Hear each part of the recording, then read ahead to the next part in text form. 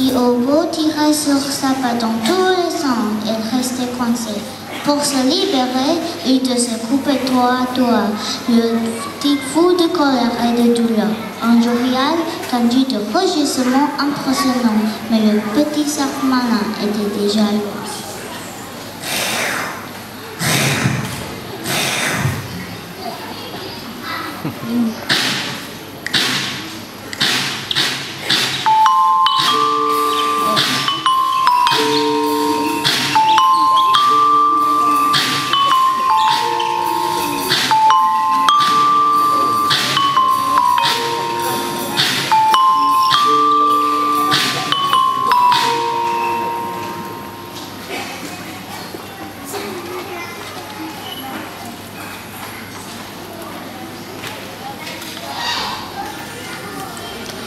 Après être joué du tigre avec l'arbre violon, Kanchi s'enfonça très vite dans la forêt. Le tigre le poursuivait, le cherchant partout.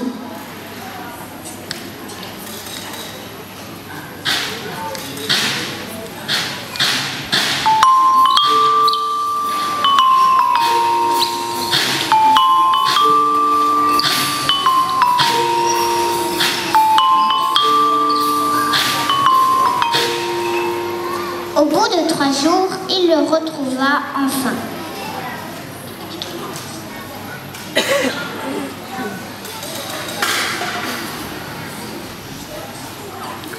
Kanchi était tranquillement assis sur la plus haute branche d'un arbre qui supportait un énorme nid d'abeilles. Caché par le nid, Kanchi frappait d'une main son tambour et de l'autre main faisait semblant de taper un rythme sur le nid.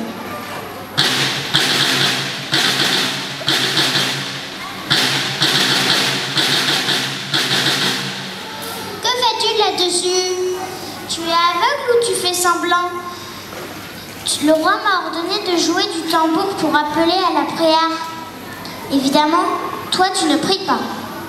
Alors vas-y, va prier et laisse-moi jouer du tambour à ta place. Impossible, tes pattes sont trop grandes. Elle mettra le tambour en miettes. Allez, laisse-moi jouer juste un instant, tout doucement. Mais es-tu idiot? Si tu joues tout doucement, personne n'entendra le son de ce tambour. Va-t'en, tu me déranges.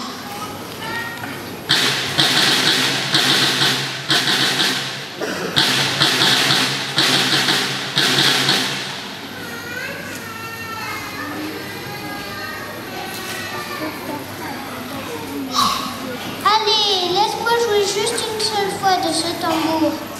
Tu es vraiment obstiné. C'est bon, tu vas pouvoir en jouer, mais je te préviens, j'ai déjà donné le signal de la prière de midi. Ne recommence pas, le roi te maudira. Tu joueras tout à l'heure quand arrivera l'heure de la prière de l'après-midi. Kanchi s'éloigna en faisant promettre au tigre de ne pas commencer à jouer avant l'heure de la prière de l'après-midi.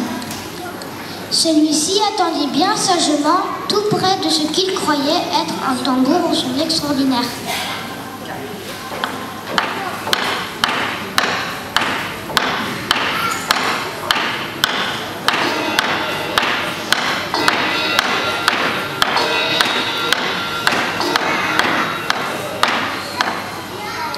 Arriva le milieu de l'après-midi.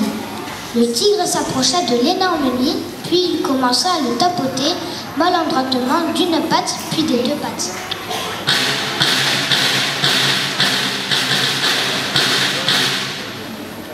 Il ne fallut pas longtemps pour que les abeilles, furieuses d'avoir été dérangées, sortent en foule de leur alvéole, si nombreuses qu'on ne pouvait pas les compter. Tous les saints se ruaient sur le tigre pour lui piquer la tête, le nez, les joues, les oreilles, la queue et le corps tout entier. Il se mit de nouveau à rugir de rage et de douleur et se promit de dévorer Kanchi quand il le retrouverait.